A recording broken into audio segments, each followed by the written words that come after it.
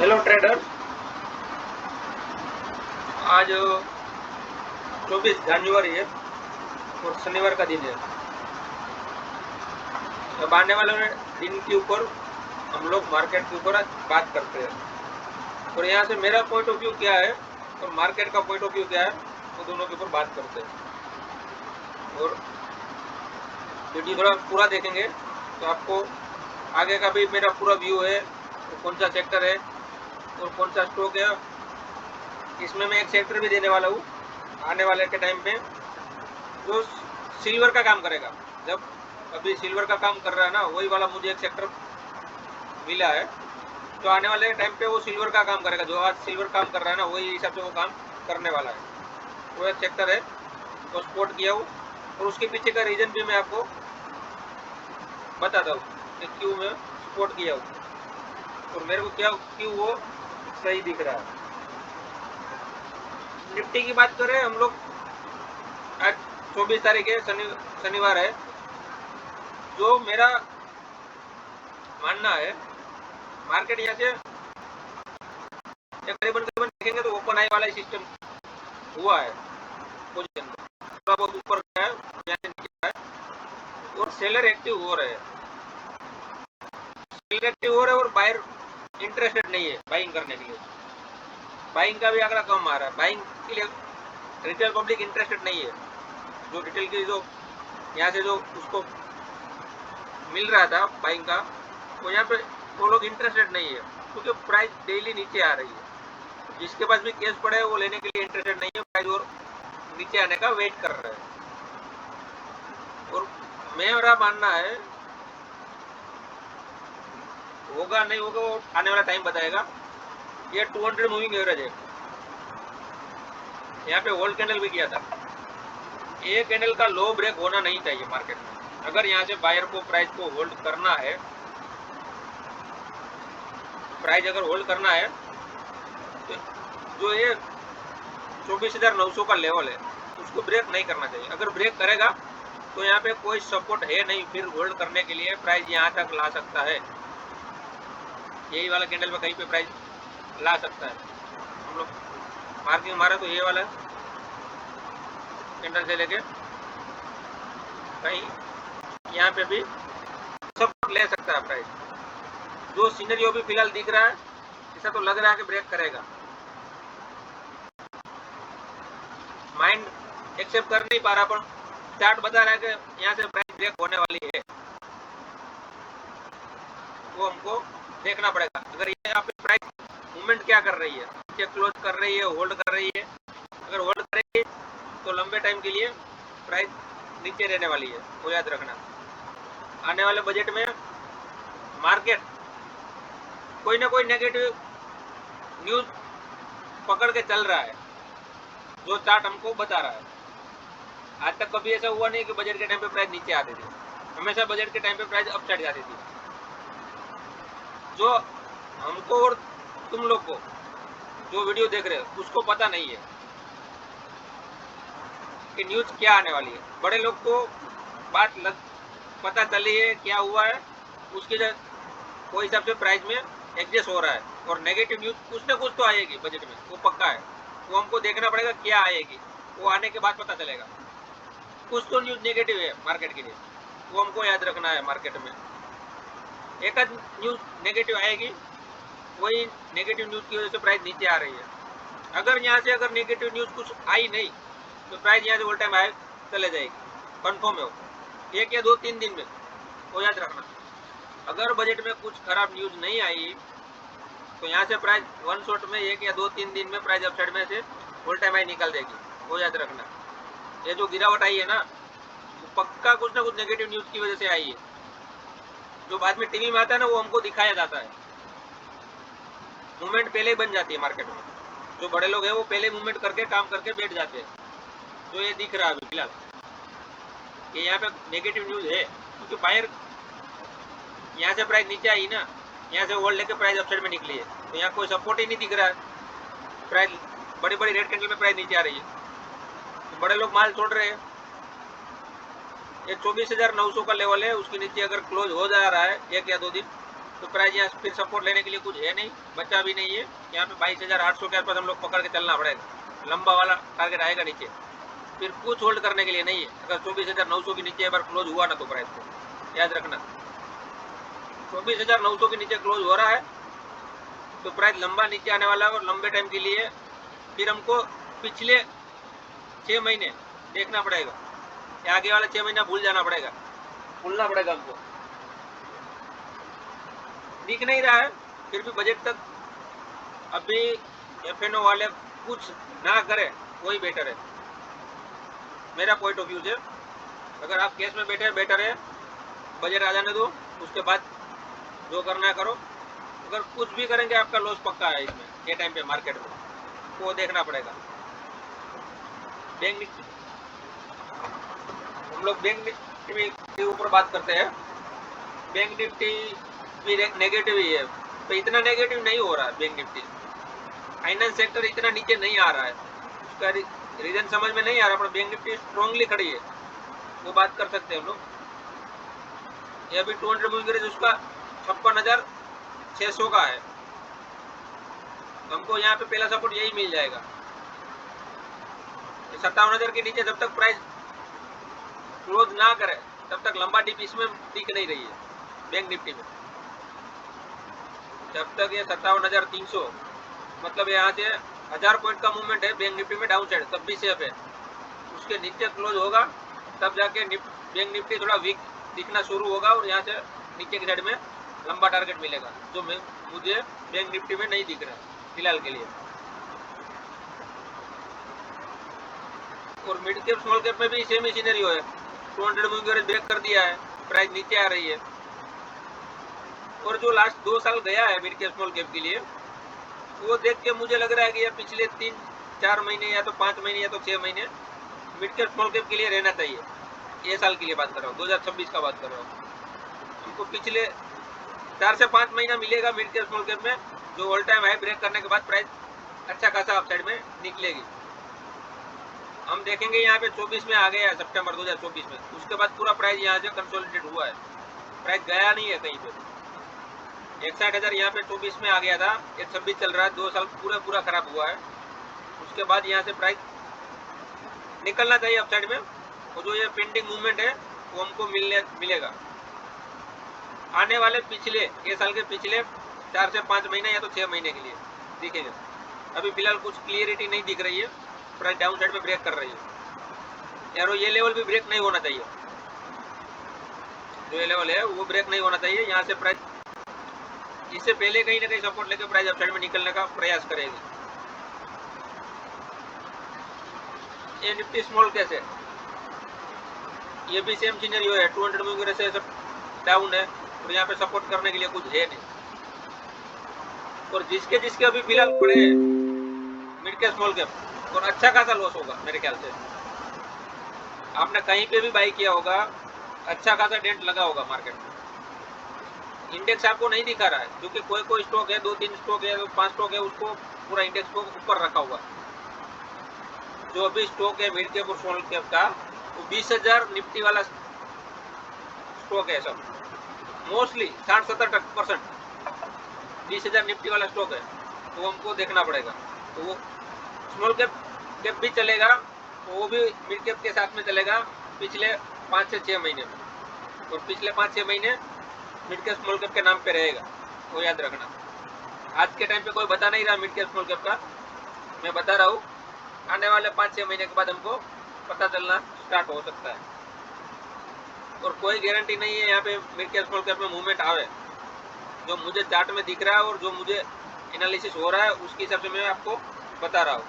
उसका कोई गारंटी नहीं है कि यहाँ से प्राइस अपसाइड में निकल जाएगी और ऑल टाइम हाई मार देगी। आप अपना पहले खुद एनालिसिस कीजिए, और अगर मैच हो रहा है तो आप काम कीजिए।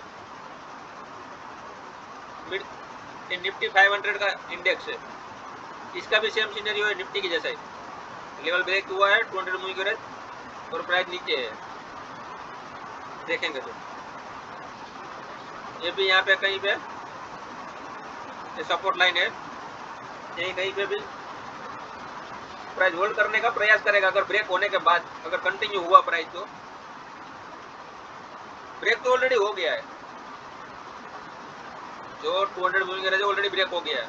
अगर यहाँ से कंटिन्यू हो रहा है तो प्राइस में सपोर्ट कहाँ पर है मार्केट में, वो हमको देखना करना है, देखना है कि यहाँ पे सपोर्ट कहाँ पे ले सकता है मार्केट, कितना नीचे लास्ट तक जा सकता है, वो हमको देखना है। और जो मैं अभी स्टार्टिंग में आपको वीडियो में बताया कि जो मुझे एक सेक्टर पसंद आ रहा है कि यहाँ से नेक्स्ट सिल्वर बन सकता है, उसके ऊपर हम लोग बात करते हैं। वो एक मेटल सेक्टर है। मैं बहुत टाइम से मेटल सेक्टर के ऊपर फोकस करके बैठा हूँ, उसमें कोई स्टॉक मेरे होल्डिंग में भी है। ऐसा नहीं है कि मेरे होल्डिंग में इसके लिए, उसके पीछे भी बहुत बड़ा रीजन है, हम लोग बात करते हैं उसके ऊपर। एक तो कंटिन्यू 20 मूविंग एवरेज के ऊपर खड़ा हुआ है। जब मार्केट को हम लोग अंडर परफॉर्म कर रहे हैं, ये 20 मूविंग एवरेज यहाँ से ब्रेक हो गया, 200 मूविंग एवरेज ब्रेक हो गया, उसके नीचे निफ्टी है, फिर भी ये मेटल सेक्टर 20 मूविंग एवरेज के ऊपर खड़ा हुआ है। वो हमको देखना है कि कितना स्ट्रॉन्ग खड़ा है, बड़े लोग का पैसा कहाँ पे पड़ा है पार्किंग करके। आप सब इंडेक्स उठा के देख लीजिए, एक ऑटो सेक्टर है और एक मेटल सेक्टर है, दो के अलावा सब इंडेक्स खराब है, सब 200 मूविंग एवरेज नीचे काम कर रहे हैं। तो हमको वही पकड़ना है कि बड़े लोग का पैसा कहाँ पे पार्किंग हो रहा है। हम लोग ये लेवल जो आया है, ये 2008 से 10 में आ गया था। ये जो 11,400 का लेवल है 2010 में आया या तो 8 में आया था। आज उसका 16 साल हो गया है, प्राइस अभी वहीं आई है। 16 साल के बाद प्राइस आई, भाव टू भाव आई है। अगर किसी ने 16 साल पहले कोई बाई किया होगा इंडेक्स, तो आज उसके भाव टू भाव आया है, उसके बीच में 16 साल निकल गए।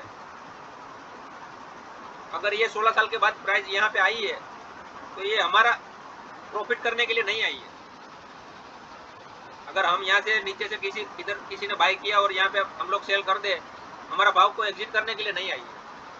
अगर किसी ने 10 साल पहले बाई किया होगा, तो उसको एग्जिट करवाने के लिए प्राइस यहाँ नहीं लाया है, वो हमको याद रखना है। हम उसके ऊपर भी बात करते हैं। लोग वीकली चार्ट देखते हैं, ये जो मार्किंग आपको मार के दे रहा हूँ ना,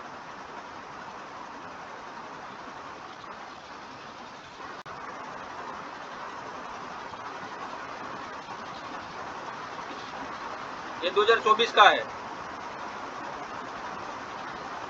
मंथली चार्ट में हमको क्लियर पता चलेगा।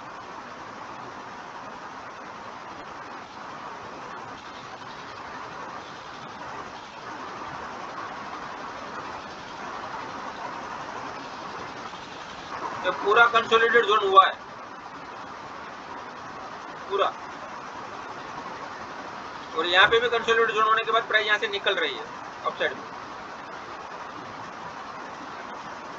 तो मेटल सेक्टर मेरे को यहाँ से लग रहा है कि 3 साल में यहाँ से और डबल हो सकता है। 3 साल में बता रहा हूँ, 11,500 के आसपास है। मैं करीबन 23,000 का टारगेट देता हूँ। 3 साल की बात कर रहा हूँ, 1 या 2 साल या तो 2 महीने की बात नहीं कर रहा हूँ। यहाँ से भी डबल होगा 3 साल के अंदर। अगर 3 साल में भी आपका पैसा डबल हो रहा है तो कोई गलत बात नहीं है। साल का 33% हो रहा है, अगर 3 साल में भी डबल होगा तो साल का 33 से 34% पैसा बन रहा है, तो उसमें कोई बुराई नहीं है। यहाँ से देख रहे हो पूरा लेवल ब्रेक करने के बाद कंसोलिडेट कर रहा है और प्राइस धीरे धीरे निकल रही है। ये लेवल से प्राइस डबल हो गई है, ये लेवल से प्राइस अभी डबल हो गई, और यहाँ से भी डबल होने का चांस है, पर उसका टाइम फ्रेम 3 साल है, वो याद रखना। 1 साल में नहीं भाव आएगा इतना फास्ट। तो वेदांता है, उसके ऊपर मेरे को थोड़ा कुछ बात करना है। आपका व्यू मिले ना मिले वो आपके ऊपर है। जो मेरा मानना है वो मैं आपके ऊपर सामने रख सकता हूँ। आपको बाय करने के लिए मैं नहीं बता रहा हूँ, क्योंकि मेरे पास ऑलरेडी होल्डिंग में है ये स्टॉक, और मैं 250 के होल्डिंग कर रहा हूँ। तो मैं अभी बेचने वाला हूँ नहीं फिलहाल के लिए, मेरे को कुछ सेल करना नहीं है। तो अगर आप बाय कर रहे हो, ये 700 पे आके खड़ा है, समझ लो मेरे भाव से ऑलरेडी 200% के आसपास चला हुआ है। तो अगर प्राइस यहाँ से नीचे आएगी तो मेरा कुछ जाने वाला नहीं है। तो मेरा थोड़ा कुछ गेन बना है वो कम होगा, मैं लॉस में आने वाला नहीं हूँ यहाँ से। अगर आप यहाँ पे बाय कर रहे हो तो क्वांटिटी थोड़ा संभाल के रखिए, या तो नीचे आने के लिए एवरेज का पैसा रखिए। तो जो नीचे आएगा तो आप पैसे लगा के वापस एवरेज कर सके। ऐसा ना हो कि आप उनको 100 क्वांटिटी लेना और यहाँ पे 100 क्वांटिटी बाई कर लिया। अगर प्राइस यहाँ पे 500 आ गई तो आप क्या करेंगे? देखने से अलावा आपके पास कुछ बचा नहीं होगा, खाली देखना ही रहेगा जब तक प्राइस आपका भाव तक नहीं निकलती है तब तक। जैसे आपका भाव आएगा आप निकल जाएगी। तो आपको मिला कुछ नहीं है और यहाँ से प्रेशर लिया वो अलग बात, वो याद रखना। अगर मैं बता रहा हूँ ऐसा कोई गारंटी नहीं चल जाएगा, मैं उसके पीछे आपका रीजन बता रहा हूँ क्या रीजन है। हम लोग मेटल इंडेक्स देखा था, मेटल इंडेक्स बहुत चल गया था, देखा था ना हम लोग ने, उसके पीछे का मैं आपको ये रीजन बता रहा हूँ। अगर किसी ने 2010 में 450 रुपये भाव था इसका, 436 रुपये भाव था 2010 में, 436 रुपये भाव था। अगर यहाँ पे किसी ने भी बाई किया होगा तो उसको एग्जिट करने का मौका नहीं मिला है। यहाँ पे मिला है एग्जिट करने का मौका, और ये कंसोलिडेट करने के बाद यहाँ से प्राइस निकल रही है, यहाँ से प्राइस निकल रही है। और यहाँ से इसका जो बात चल रहा है मार्केट में अनलॉकिंग का, आज के टाइम पे आपको किसी को पता नहीं चलेगा, मैं भाव बताऊंगा जो, और आपको मानने में भी नहीं आएगा, वो भी याद रखना। अगर मैं यहाँ पे कोई भी भाव बता रहा हूँ तो उसके पीछे कुछ ना कुछ वजह होगा, वो आपको आने वाले टाइम पे पता चलेगा। जो 800 ने यहाँ पे करीबन हम लोग 685 रुपये भाव है, हम लोग 700 रुपये पकड़ लेते लमसम। अगर यहाँ से 700 रुपया इसका है तो वेदांता को कम से कम 500 रुपया हिंदुस्तान जिंक में से आने वाला है, 500 रुपये, क्योंकि वेदांता की होल्डिंग कंपनी है हिंदुस्तान जिंक, उसकी होल्डिंग वेदांता के पास है 75%। हिंदुस्तान जिंक का भाव अभी चल रहा है 700 रुपये के ऊपर, समझ लो। हम लोग उसका सब कुछ कम करके भी 500 रुपया इसको मिलने वाला है, तो जो 700 रुपया उसमें से 500 रुपया तो वेदांता को हिंदुस्तान जिंक में से आने वाला है, तो 200 रुपये हम लोग को इसका मिलेगा वेदांता का कंपनी का। उसमें भी वेदांता के अंदर 6 कंपनी है, वेदांता के अंदर 6 कंपनी है, उसमें क्या भाव चल रहा है, कैसे उसका बैठक हो रहा है, वो मुझे कुछ पता नहीं है, पर जो मेरा बेसिक ज्ञान बता रहा है, कम से कम ये 1500 से 2000 की स्क्रिप्ट है कम से कम।